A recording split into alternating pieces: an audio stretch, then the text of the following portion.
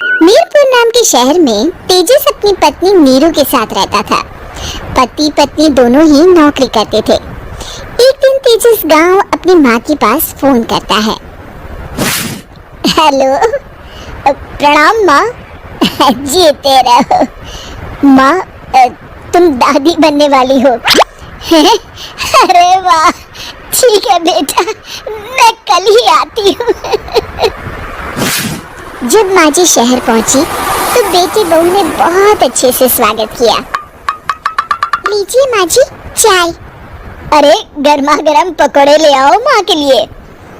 नीरू रसोई में गई और 2 मिनट में ही पकौड़े ले आई। जी ये लीजिए। बहू जादू से बनाए हैं क्या? अभी तो रसोई में गई थी। यम्मी।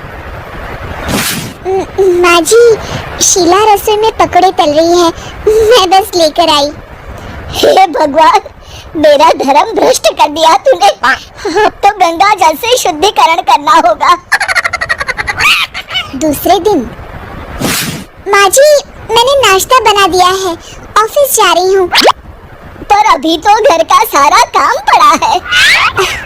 शीला आती ही होगी, झाड़ू पोछा बर्तन कपड़े वो सब कर लेगी। हमारे जमाने में घर का सारा काम हम ही करते थे। जी माँ जी, आप बहुत होशियार हैं, मैं घर ऑफिस दोनों नहीं संभाल पाती। तो जरूरत क्या है घर से बाहर जाकर चाकरी करने की?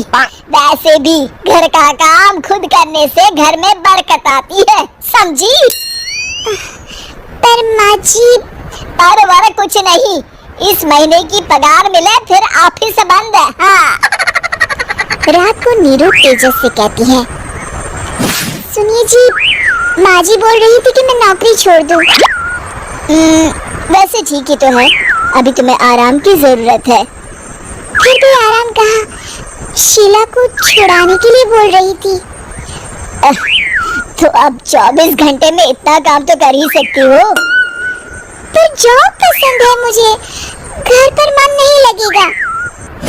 अगले दिन जब दोनों ऑफिस के लिए निकल रहे थे, मेरी तो कोई कीमत ही नहीं है इस घर में। माँ जी, आजकल महंगाई बहुत है, रहन सहन भी बदल गया है। दोनों नौकरी करते हैं तभी ठीक रहता है। अच्छा, तू कहना क्या चाहती है? मेरा बेटा तुझे बिठा के खिला नहीं सकता? तू ही इस घर का खर्च चला रही है, हैं? नहीं माँ जी, मेरा वो मतलब नहीं था। मतलब खूब समझती हूँ, ये बाल धूप में सफेद नहीं किए मैंने। हाँ। अब तो ये रोज का काम हो गया था। तेजस भी रोज की झिकझिक से परेशान हो गया था। एक दिन उसने कहा, नीरू, वैसे भी तुम्हें मैटरनिटी लीव मिलने वाली है, तो अभी से ही छुट्टी ले लो। पर क्या, मेरी सैलरी अच्छी खासी है। आखिर नीरू ने रिजाइन कर दिया। जब बच्चा हुआ तो घर में सब बहुत खुश हुए। कुछ दिनों बाद तेजस फाइल देख रहा था।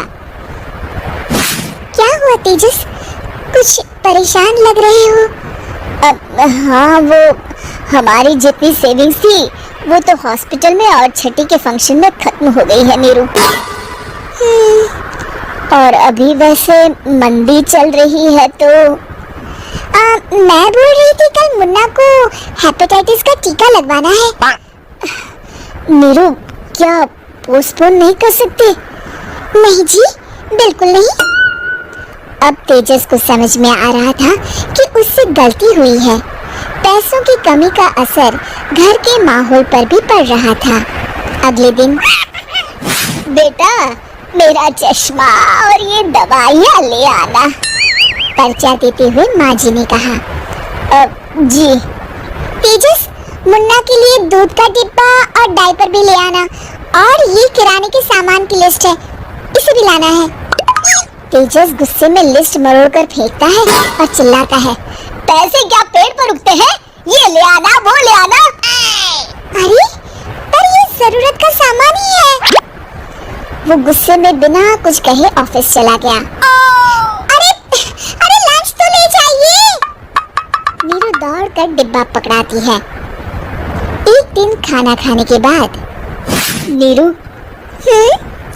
अब तो मुन्ना कुछ बड़ा हो गया, तो अब तुम वापस ज्वाइन कर लो ना जॉब। पर इस रिसेशन में जॉब मिलना बहुत मुश्किल है, ट्राई तो करो। फिर मुन्ना, माँ जी है ना, और एक फुल टाइम मेड भी लगा लेंगे। पर माँ जी, उन्हें तो पसंद नहीं। तभी माँ जी वहाँ आ जाती है और प्यार से नीरू के सर पर हाथ फेरते हुए बोलती है, अब मेरी समझ में आ गया बहू, पहले के और अब के समय में अंतर है। तुम काम शुरू करो, मुन्ना की जिम्मेदारी मेरी। मेरी प्यारी माँ जी। ये कहकर नीरू उनके गले लग गई। शिक्षा, परिवर्तन संसार का नियम है, हमें भी समय के साथ चलना चाहिए। उम्मीद है कि आपको हमारी ये कहानी पसंद आई होगी।